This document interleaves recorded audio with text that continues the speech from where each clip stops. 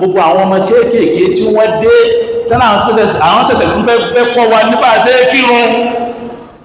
wọ́n kọ́ bá ṣe kírun àwọn tí ó mọ̀ gẹ́gẹ́ lẹ́ni wọ́n ti gbégbé wá bá wa a sì gbọ́dọ̀ dá padà fún wa wọ́n lọ́ọ̀ì tọ́lọ́ọ̀ì mọ́sí àbí mẹ́rẹ̀ ní ẹ mọ́sí àbí tó tẹ̀sùn wọ̀n jù òní mọ́sí àbí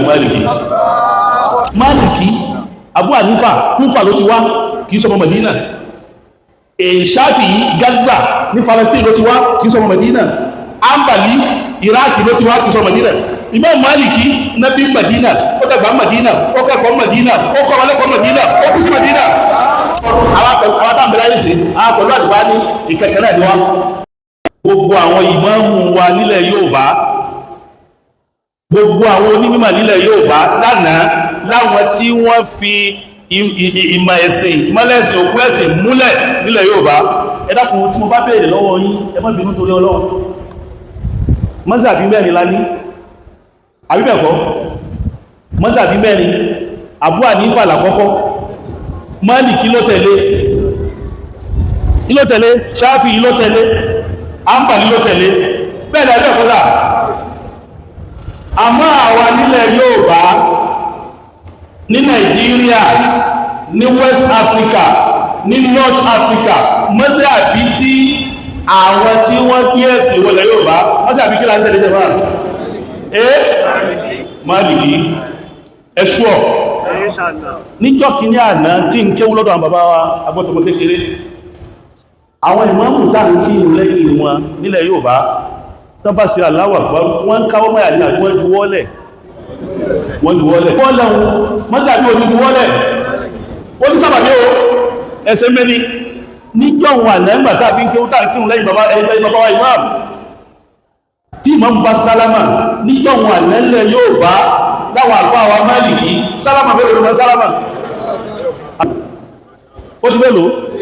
níjọ́ wọn àná tí àwọn bàbá wa tí wọ́n bá ká tó bá kẹ́ àṣùbà fún wa níbi rákà lẹ́ẹ̀kejì wọ́n wà dákẹ́ lọ wọ́n máa ń sọ kí ní jọ́ kí wọ́n pè é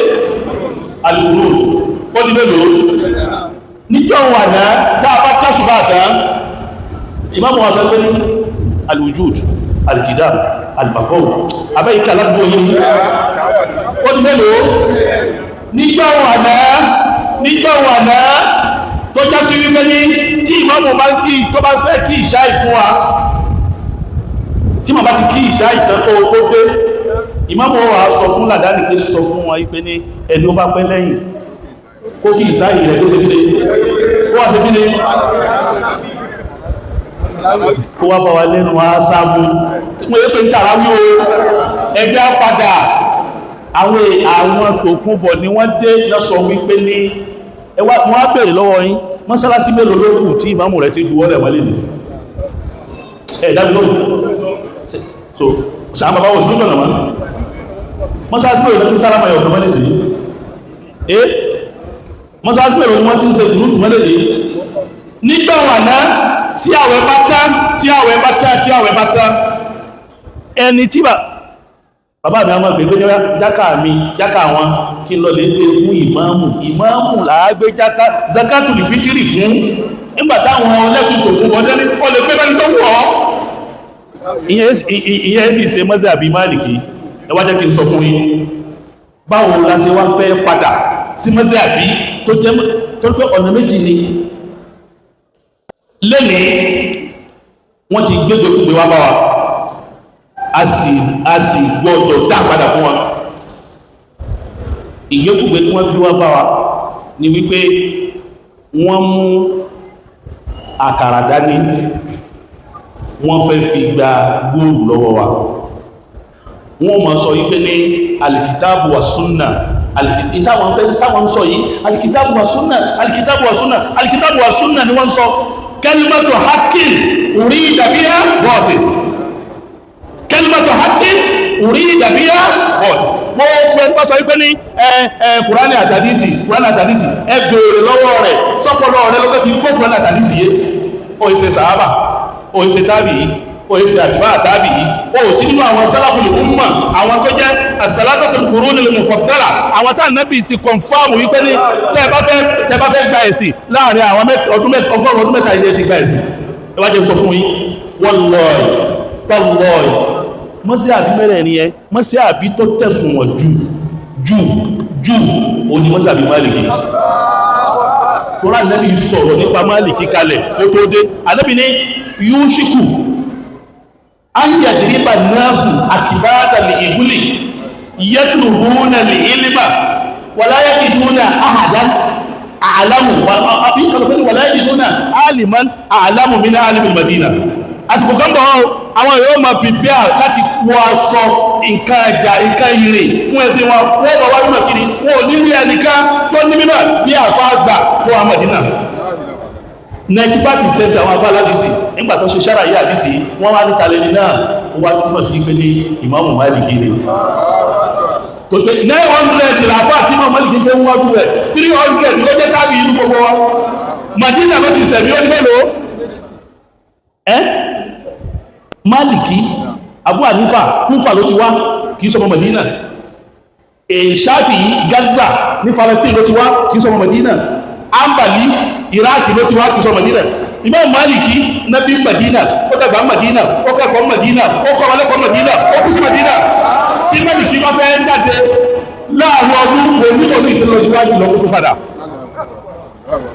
mo rò pé àmà pàtàkì ojú ọ̀nà yìí ló fi já sí pé káwọn kan wá dé àwọn ni mọ́ tẹ́ fi dá nǹkan rú wọ́n ní a máa tẹ̀lé àwọn amọ́sí àbí fún ẹ̀yẹ má